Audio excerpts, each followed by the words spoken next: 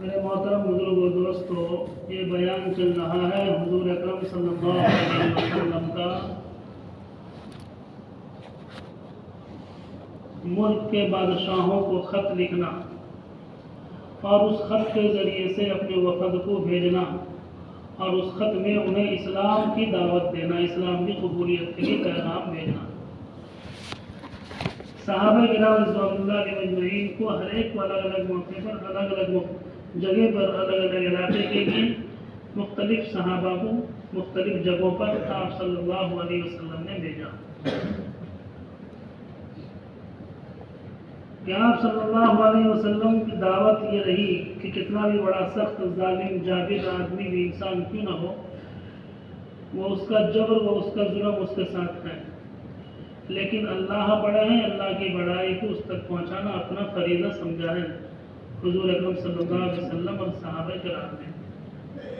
یہ سبق میرے دوستوں بزرگوں کو ہم اور آپ کو ملتا ہے کہ دعوت کے پیغام کو، دعوت کے امور کو اللہ کے ہر فرد بندہ، اللہ کے ہر فرد پر، اللہ کے ہر بندے پر اس عظیم محنت کو، اس عظیم کام کو اس تک پہنچانا ہے کہ اس وقت دنیا کی جو سپر پاور طاقت تھے، جن کی دنیا میں ڈنکا بج رہی تھی، ظلم و جبر کے جو ہے جن کی طاقت کا ڈنکا پورے دنیا میں بجتا تھا، آپ صلی اللہ علیہ وسلم نے اپنے صحابہ کو ان علاقے میں بھیجا ہے۔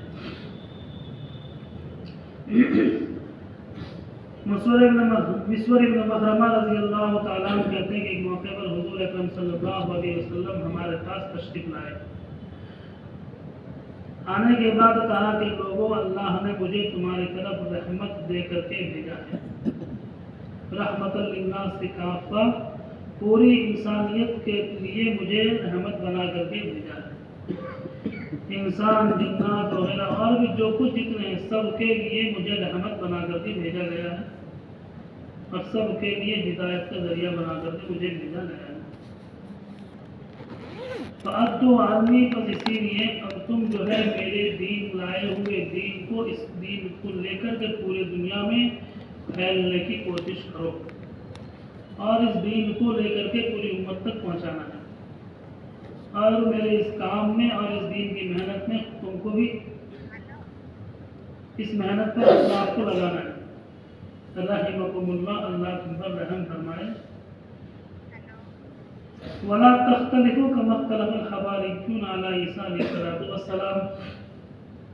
اب ہاں سنو، اللہ نے مجھے رحمت بنا کر کے اور دین کی ذمہ داری دے کر کے جہاں مجھے بھیجا ہے، اسی طرح ذمہ داری میں تم کو دیتا ہوں پورے دنیا میں جانے کے لیے۔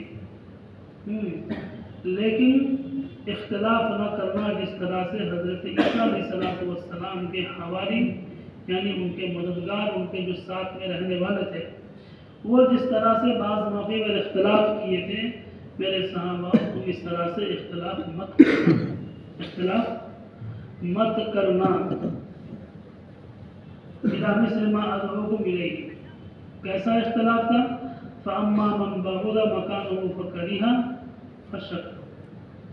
اب جس کو فرمایا کہ ان کے متعلق، حواری کے متعلق فیصلہ ہو جاتا قرب و جوار میں جانے کے لیے، اچھے جگہ میں پہنچنے کے لیے، سہولت والے علاقے کے لیے، تو وہ خوشی ہوتا تھا، اور جب کسی کی تشکیل اور کسی کی جو ہے تقاضے پر بھیجا دور جاتا تھا، کمیونیکیشن کے اعتبار سے راستہ صحیح نہیں، جانے میں دوری پڑتا تھا، جانا میں تکلیف ہوتا تھا، تو وہ اس موقع پر اپنے آپ کو، جان کو بچاتا تھا اور اپنے تشکیل پر اختلاف کرتا تھا۔ کیا کرتا تھا؟ اپنی تشکیل پر اور اپنے رائے خدا میں نکلنے پر اور اس دین کی محنت پر جانے پر اپنے آپ کو اشغال کرتا تھا ذمہ داروں سے، یعنی اپنے وقت کے ذمہ داروں سے وہ بحث کرتے تھے، جھگڑتے تھے۔ یاد رکھنا میرے دوستوں بزرگوں، ہم داعیوں کا اور اس کا فرمایا کام کرنے والے کی یہ صفت سے بالکل اشد جو ہے دوری کی علامت ہے اور بالکل پرے ہے کہ کہیں تشکیلوں کے تقاضے پر جانا ہو اور آدمی سہولت دیکھ کر کے تقاضے کو قبول کرے۔ یہ بڑے خطرے کی چیز ہے، یاد رکھنا۔ مشورے کے ہمیشہ حوالے رہنا، جہاں جس موقع پر تشکیل ہو اس علاقے پر جانا، اور اپنی من کے مطابق کبھی علاقے کو پسند اور چوائس مت کرنا۔ یہاں پر فرمایا کہ لا تختلفو، جس علاقے کی طرف جس کو میں روانہ کروں یاد رکھنا اس پر کبھی تم اختلاف نہ کرنا۔ بارہا ان چیزوں کو سنتے ہیں، تشکیل والوں کے ذمہ رہتا ہے تشکیل کرنا، ذمہ داروں کے حوالے کے لیے تو رخ بنانا، لیکن رخ بننے کے بعد، جماعتوں میں جڑنے کے بعد، علاقے کو مشورے کے ساتھ دینے کے بعد پھر ساتھی اختلاف کرتے ہیں۔ کیا کرتے ہیں؟ اب بتاؤ دعوت کا نہج اور دعوت کی وسیلہ، دعوت کی محبت ہمارے اندر کہاں ہے؟ کہاں ہے بتاؤ؟ جب اپنی چاہت پر ہم چلے تو پھر مشورے کے تقاضے پر، مشورے کے مطابق کیا رہے؟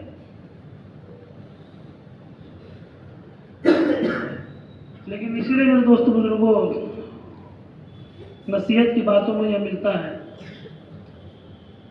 کہ ہر تکلیف اور مصیبت کے بعد تو اس سے بہتر راستہ اور آسان راستہ اللہ جو ہے کھول دیتے ہیں۔ ہر مشکل کے بعد اس سے بہتر راستہ، اس سے عمدہ راستہ، اس سے عمدہ بدلہ اللہ عطا فرماتے ہیں۔ تو پھر یہ دین کے راستے میں کوئی تکالیف اور مشکل ہو، پھر وہاں پر اختلاف کرنا، تو گویا کہ صحابہ کو اشارہ کیا تھا کہ حضرت عیسیٰ کے حواری اس طرح تم ان سے جو اختلاف کیے تھے ایسا مت کرنا۔ تو آج کے دور میں اپنے ذمہ دار اور اپنے بڑوں کے بتائے ہوئے رخ پر اگر اختلاف کریں تو ہم اور آپ کس میں داخل ہوں گے؟ کہ جس چیز کو نبی علیہ السلام نے منع کیا اس چیز کو نعوذ باللہ ہم کرنے والے ہو رہے ہیں، اگر ہم نے ایسا کیا تو۔ سمجھ میں نہیں بات؟ اس راستے پر نکلنے پر تکلیف ہے، اس پر صبر۔ تو کہا حضرت رب نے بیان میں لکھا ہے ملفوظات میں کہ داعی کو اس راستے کی تکلیف اور اس راستے کی تکلیف پر داعی کا صبر کرنا اس علاقے والوں کے ہدایت کا ذریعہ اللہ نے اس کے تکلیف کے صبر پر رکھا ہے۔ اور ہم سہولت پر جائیں گے، صحیح راستے پر جائیں گے، جانے کا راستہ صحیح رہ جائیں گے؟ بالکل نہیں، کبھی بھی نہیں۔ اس کو یاد رکھنا، آج کے بعد سے اگر ہمارے ذہن میں چل رہا ہے، اللہ تعالیٰ مجھے عمل کی توفیق عطا فرمائے، ایسے ذہنیت بالکل نہ ہوگی جہاں پر جس رخ پر ہمیں ڈالا جائے ہم اس رخ پر کام کرنا ہے۔ سمجھ میں نہیں بات؟ تو جب پہلی بات جس کا تشکیل دور ہوتا تھا وہ جو ہے سوچنا کرتا تھا، اختلاف کرتا تھا، فاما مکان بعدہ، وہ بہت زیادہ دور کو وہ اختلاف کرتا تھا، جس کا نزدیک ہوتا تھا وہ جو ہے سمجھ میں چلا جاتا تھا۔ اب اس کے متعلق حضرت عیسیٰ علیہ السلام نے اللہ سے شکایت کی کہ جو ہے زبان جانتے نہیں، ایسا ہے ویسا ہے ویسا ہے کر کے، اور ذمہ دار کے متعلق ہے کہ جماعت کو روانہ کر لے، کرنے کے بعد بھول نہ جائے تو جماعت کو ان ساتھیوں کو بلکہ ان کے پیچھے اس علاقے میں صحیح کام کرے، یہاں پر اس کے لیے دعا ضروری ہے، ان جماعت کے لیے، ان ساتھیوں کے لیے، اس تقاضے میں جانے والی جماعت کے لیے۔ سمجھ میں نہیں بات؟ اب ایک جگہ جانا ہوا، جماعت بن نہیں رہی تھی، سفر بھی مشکل ہوا ڈیفیکل، اور واپسی بھی ماشاءاللہ ڈیفیکل ہوا، مشکل۔ اپنی اتنی زندگی میں اتنے دعوت کے تقاضے پر اتنا مشکل سفر کہیں نہیں ہوا تھا، مستقل 4.5 گھنٹہ کھڑے ہو جانا پڑا ہے، وہ الگ بات ہے، لیکن جو تقاضا پورا ہوا ہے، ذمہ دار بھی فکر میں تھے، اور وہ راہ خدا میں رہ کر کے بھی وہاں سے انہوں نے ہمارے لیے دعا کیا ہے کہ اللہ تمہاری مدد فرمائے۔ یہ ہوتا ہے ذمہ داروں کا، جماعت کو روانہ کرے، پھر پیچھے ان کے متعلق فکر میں بیٹھے۔ کیا کریں؟ فکر میں بیٹھے، یعنی روانہ کر دیے، بھول گئے، ان کے لیے دعا کریں کہ وہاں پہنچ کر کے ایسی مدد ہو کہ وہاں پر ان کا کام ہو جائے۔ جب حضرت عیسیٰ نے ہماری شکایت کی تو حضرت عیسیٰ نے دعا کی کہ اللہ یہ شکایت کر رہے ہیں ایسی ایسی زبان سے، راستے کا سب کچھ اس طرح سے، تو کہہ رہے ہیں کہ جب صبح کو ہوا ہے، حضرت عیسیٰ نے جس رخ پر بھیجنے کا ارادہ کیا تھا، صبح کو اٹھتے ہی ہر وہ بندہ جس علاقے پر جانا ہے وہ بندہ اس زبان کو اللہ نے صبح کو وہ چیز وہ زبان اس کو سکھا دی، وہ زبان اس کو سکھلا دی۔ اس کا حضرت عیسیٰ نے فرمایا کہ اے لوگوں، اے میرے ساتھیوں، اللہ کا فیصلہ ہی یہی ہے، تم کو اسی رخ پر جانا ہے۔ زبان بولنا آ گئے نا بھائی، مہاراشٹر تمل ناڈو جا کے ہم کو پتہ نہیں، یا تو تیلگو بولیں گے یا تو مشکل سے عربی سمجھیں گے، اللہ نے تیلگو سمجھا تو عربی سمجھا تھا، اب پھر جانے میں دشواری کیا ہے؟ فیصلہ ہی جانا ہے، مثال کے طور پر کہ اللہ نے چاہتا، عظم اللہ لکم، اللہ کا ارادہ ہی، فیصلہ ہی یہی ہے، تم کو ہی جانا ہے اسی رخ پر، ففعلوا، پس اب اس رخ کی طرف تم چلے جاؤ۔ کہہ رہے ہیں کہ حضور اکرم صلی اللہ علیہ وسلم نے جس واقعے کو جب سنایا ہے تمام صحابہ نے کہا یا رسول اللہ نودی الیک، اب آپ کس چیز کی ہمیں ہدایت دیتے ہیں؟ جس چیز کی آپ ہمیں ہدایت دیں گے ہم آپ ہی کی سنیں گے اور آپ ہی کی اطاعت کریں گے۔ فَبْعَثْنَا حَيْثُ شِئْتَ فَبَعْثْ، جس چیز کی اب ہمیں حکم دیں گے ہم اس کام کو پورا کریں گے۔ کہہ رہے ہیں کہ حضرت حضور اکرم صلی اللہ علیہ وسلم اب اس کے بعد ایک صحابہ کو بلایا، عبداللہ بن حذافہ کو کسرا کی طرف روانہ فرمایا۔ کس کی طرف؟ سلید بن عمر کو حوضہ بن علی جو یمامہ کا جو نواب تھا اس کی طرف روانہ فرمایا۔ علاء بن حضرمی رضی اللہ تعالیٰ عنہ کو منذر بن صحابہ جو صاحب حجر کا علاقہ ہے وہاں کے ذمہ دار کی طرف روانہ کیا۔ عمر بن عاص کو جعفر اور عباد جو جندلہ کے بیٹے ہیں اور یہ ملک عمان کے بادشاہ کے دونوں بیٹے ہیں ان کی طرف روانہ فرمایا۔ دحیہ کلبی کو حضور اکرم صلی اللہ علیہ وسلم نے قیصر کی طرف روانہ فرمایا۔ شجاع بن وہب اسدی کو منذر بن حارث ابن شمرہ الغسانی کی طرف اور عمر بن امیہ الزمری کو حبشہ کی طرف۔ کس کی طرف؟ حبشہ کی طرف، نجاشی کی طرف۔ ان سب کو جو ہے روانہ فرمایا۔ کہتے لکھیں اس نے فرجعوا جمیعا قبل وفات رسول اللہ صلی اللہ علیہ وسلم، تمام کے تمام جو ہے حضور اکرم صلی اللہ علیہ وسلم کی وفات سے پہلے واپس آ گئے، الا یہ کہ علاء بن حضرمی رضی اللہ تعالیٰ عنہ کہ جس وقت واپس آئے اس وقت میں حضور سے ان کی ملاقات ہوئی نہیں اور اس وقت میں آپ بحرین کے تقاضے پر تھے۔ کس کے تقاضے پر تھے؟ تو یاد رکھنا صحابہ کو حضور اکرم صلی اللہ علیہ وسلم سے زیادہ بڑھ کر کے پیار، محبت، مال، دولت سب کچھ سارے نعمت سے سب سے بڑا نعمت کیا تھا؟ وہ حضور کی دیدار، حضور کی ملاقات، حضور کی ذات اقدس۔ وہ ملاقات پر چھوڑو، حضور کی ذات اقدس، اس سے بڑی چاہت کی کوئی چیز تھی نہیں۔ لیکن جب تشکیل ہوا ہے واپسی پر آئے ہیں، اپنے محبوب چیز کو کھوئے ہوئے ہیں۔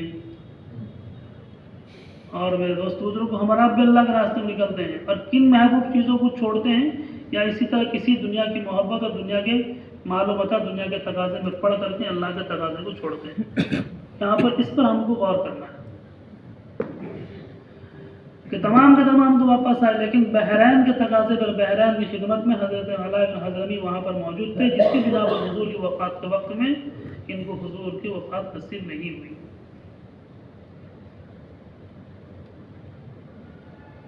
انس بن مالک رضی اللہ تعالیٰ عنہ فرماتے ہیں کہ حضور اکرم صلی اللہ علیہ وسلم نے اپنے موت سے پہلے قیصر و کسریٰ نجاشی تمام کے تمام جبارین یعنی متکبر اور تمام جو ہے فرمایا کہ بڑے بڑے بادشاہوں کو حضور اکرم صلی اللہ علیہ وسلم نے خط اور پیغام بھیجا ہے اور آپ نے نجاشی کی طرف بھی جو پیغام بھیجا تھا یہ وہ نجاشی نہیں ہے جس کی نماز حضور اکرم صلی اللہ علیہ وسلم نے پڑھی تھی بلکہ وہ کوئی اور نجاشی ہے۔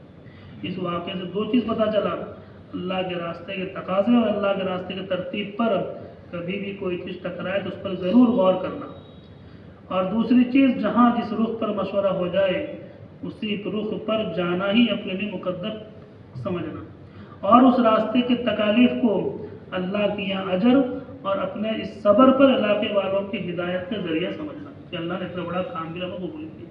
جب سوچیں گے تو پھر ان سب چیزوں پر جھگڑنے ہوتا کیا آئے گا؟ انشاءاللہ عمل، اللہ عمل کی توفیق۔